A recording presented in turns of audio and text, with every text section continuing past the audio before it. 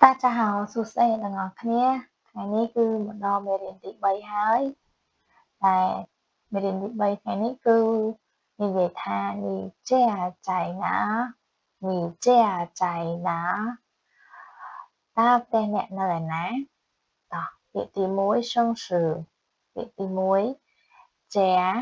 ផ្ទះពាក្យទី2ចៃសំឡេងទី4ចុះក្រោមនៅណាកន្លែងណាពាក្យទី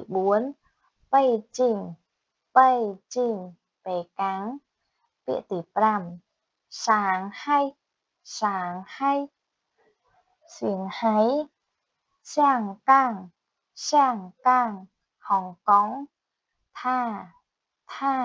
គាត់នៅកន្លែងនេះគឺមានន័យថាប្រុសគឺជាមនុស្សប្រុសអ្នកទាំងអស់គ្នាចា៎តោះខ្ញុំសូមអានម្ដងទៀតពាក្យទី1ជាផ្ទះ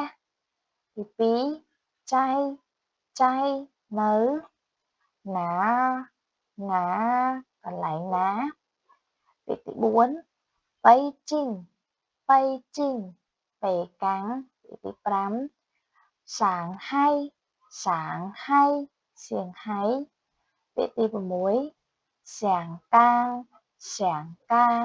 ហុងកុងថាគាត់តោះមកដល់ប្រយោគវិញ注ប្រយោគទី1你家在哪តើផ្ទះអ្នកនៅឯណាប្រយោគទី2我家在北京我家在北京ផ្ទះរបស់ខ្ញុំនៅប៉េកាំងពាក្យទី3我家在上海我家在上海ផ្ទះរបស់ខ្ញុំនៅសៀងហៃទី4我家在香港我家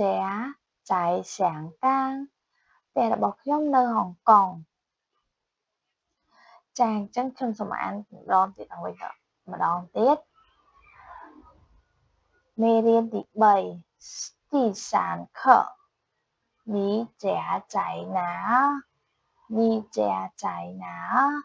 តើផ្ទះអ្នកនៅឯណា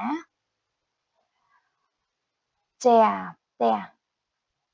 ចៃនៅណាកន្លែងណាបៃជីងប៉េកាំងសាងហៃសៀងហៃសាងកាងហុងកុងថាគាត់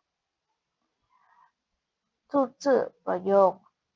你家在哪តើផ្ទះអ្នកនៅឯណាទី2我家在北京我家在北京ផ្ទះរបស់ខ្ញុំនៅប៉េកាំងទី3我家在上海我家在上海ផ្ទះរបស់ខ្ញុំនៅសៀងហៃទី4我家在香港我家在香港ផ្ទះរបស់ខ្ញុំនៅហុងកុងចាវីដេអូទី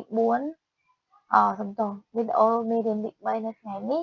សូមបញ្ចប់ត្រឹមនេះសូមជួបគ្នាក្នុងមេរៀនបន្ទាប់再见